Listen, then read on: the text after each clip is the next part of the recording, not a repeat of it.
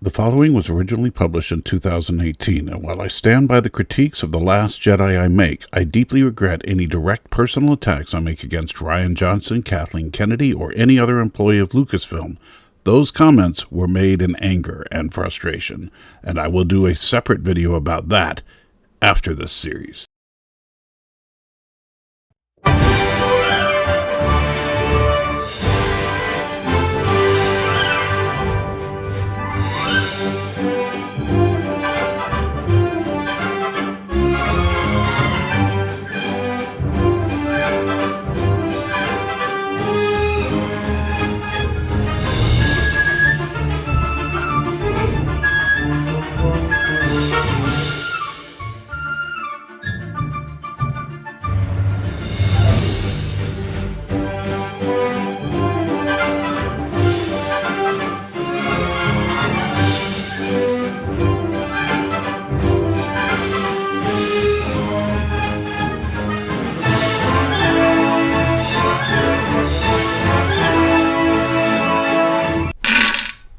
Previously on the Anti-Trekker, 4 TIE fighters almost destroyed the Resistance fleet, and then they went home because...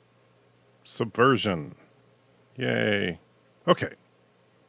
Here's a serious point to this whole Rian Johnson subversion thing. Yesterday I started out my video with 7 seconds of my avatar in silence with no explanation. I did this because it subverted your expectations of my videos. You were expecting me to thank my patrons or perhaps give some kind of announcement. By just showing my avatar in silence, it subverted your expectations and therefore is great, right? So, anyone out there who wants to defend The Last Jedi because it is subversive, tell me why my last video is not the greatest YouTube video ever. Now, where were we? Oh yeah, so Hux calls up Ren and to tell him to return to the fleet. And yes, he calls him Ren for some reason. Whatever. On the bridge of the Supremacy, Hux whines about not being able to destroy 3 little cruisers because apparently Hux cannot count to 1. Or he does not know the difference between a cruiser and a frigate. Whatever.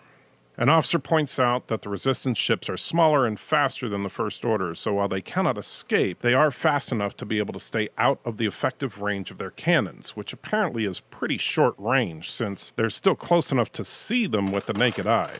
Based on what we see here, the effective range of the cannon seems to be just a few kilometers, which, for your information, is less range than, say, an AIM-9X Sidewinder missile used by the United States Air Force today.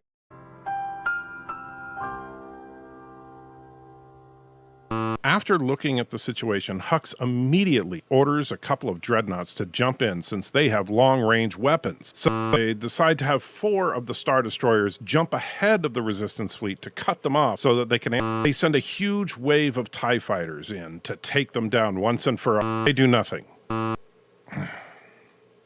Let's talk about the chase. Common objection that I've heard is that the First Order should have been able to simply catch up with the Resistance fleet. After all, the First Order ships are bigger and have much larger and bigger engines, so yeah, let's discuss. In space, a starship giving chase, there are 2 primary factors to take into consideration: the mass of the ship and the thrust generated by the engines. Assuming that the technology is generally the same, then the larger the ship, the slower it will tend to accelerate. Let's look at a real-world example to kind of make it simple. For this example, for our stand-in for the First Order, we're going to use a Freightliner truck. For the Resistance cruiser, we'll use a Ford F-150. And for the TIE fighters, we'll use a Honda CBR 600. Obviously, the Freightliner has a much bigger engine, and the CBR 600 has by far the smallest engine. However, the Freightliner also has much more mass. So this creates an interesting dichotomy, that an unregulated Freightliner would have the highest top speed, and the CBR 600 the lowest, with the F-150 somewhere in the middle. The acceleration, however, is the exact opposite. In standard 0 to 60 mile per hour testing, the CBR can hit 60 miles per hour in roughly 2.8 to 3.2 seconds. The F-150 can hit 60 miles per hour in 5.9 to 7 seconds. And the Freightliner? Well, about 30 seconds to a minute, and that is without a trailer. In space, what changes? Well, the almost frictionless environment means that top speed is no longer a factor. Rather, it's really just a matter of acceleration. So generally speaking, a smaller ship could very easily outrun a larger one. So the TIE fighters zipping back and forth between the First Order and the Resistance fleets with ease, and the Resistance fleet being able to stay ahead of the First Order is actually quite realistic. That being said, just as in our real-world example, we run into the problem of fuel.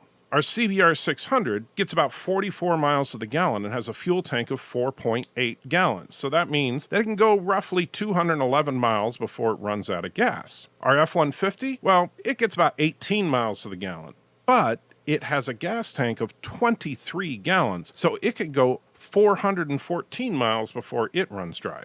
And what about our Freightliner? Well, that behemoth only gets about 5 miles to the gallon, but it carries 300 gallons, which means it has a max range of about 1,500 miles. So, in a straight line chase, the F-150 could easily stay ahead of the Freightliner until it runs out of gas. And that is exactly what we see in this film. Keep in mind that since we're in space, there's really no sense of how fast the ships are going, only the relative speed of the ships to each other. So all we can really see is that the Resistance ships are slowly pulling away from the First Order. They're likely going thousands, if not millions of miles per hour and constantly accelerating. But since they're not flying near anything, we have no real sense of the speed involved. So they went for realism in space.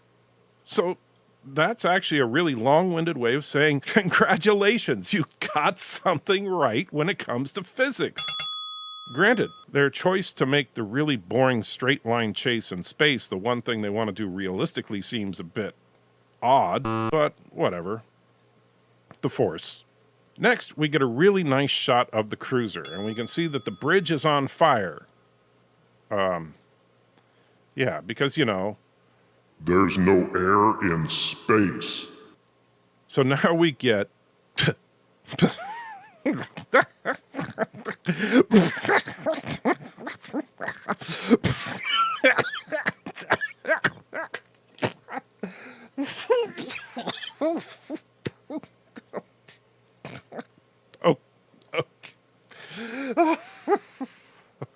Okay. Let me try to explain something. First of all, I am not objecting to Leia surviving being in space for a few minutes, nor am I upset that she used the Force. We know that Leia is as strong with the Force as Luke, and despite what we've seen from Rey, the Skywalker lineage would naturally be stronger in the Force than anyone else, period. I'm not basing this on some extended universe novel or something. This is based on what we see in film and film only. We'll start out that we find out that Anakin had the highest midichlorian count of any person ever, as we saw in The Phantom Menace. With your permission, my master, I have encountered a vergence in the Force. A vergence, you say? Located around a person? A boy. His cells have the highest concentration of midichlorians I have seen in a life form. It is possible he was conceived by the midichlorians. In addition, we know that being strong in the Force is passed down within a family bloodline. We learn that directly from Yoda in Return of the Jedi. The Force, when strong in your family, pass on what you have learned. So yeah, I have zero objection to the concept of this scene. It's the execution that is laughable. Besides the fact that Leia just looks silly flying around like Mary Poppins, she passes by burning debris in space, which is just silly. And before you say something like, well, that object could have had some kind of flammable gas or liquid in it.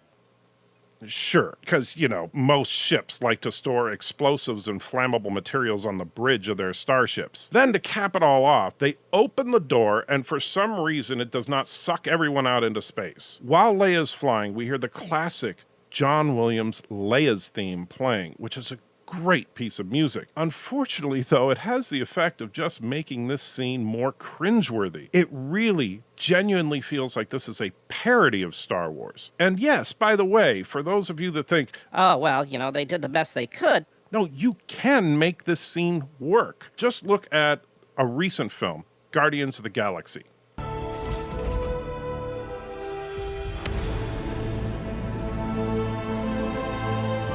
the into your pod! You can't fit 2 people in there. You're gonna die. You'll die in seconds. Ironically, Guardians of the Galaxy is actually more of a comedy than Star Wars, but they made this scene dramatic, and it works. And when they do play it for laughs, it's funny, but it's not laughable. Behold. I'm the love that you've looked for. Right to me and... So yeah, Leia's Force Flight. I don't knock it for the story, for the concept, or any other argument other than it just looks stupid. And this is supposed to be one of the most dramatic scenes in the film. But hey, this one really is because the Force. I'm Mary Poppins, y'all! Yeah.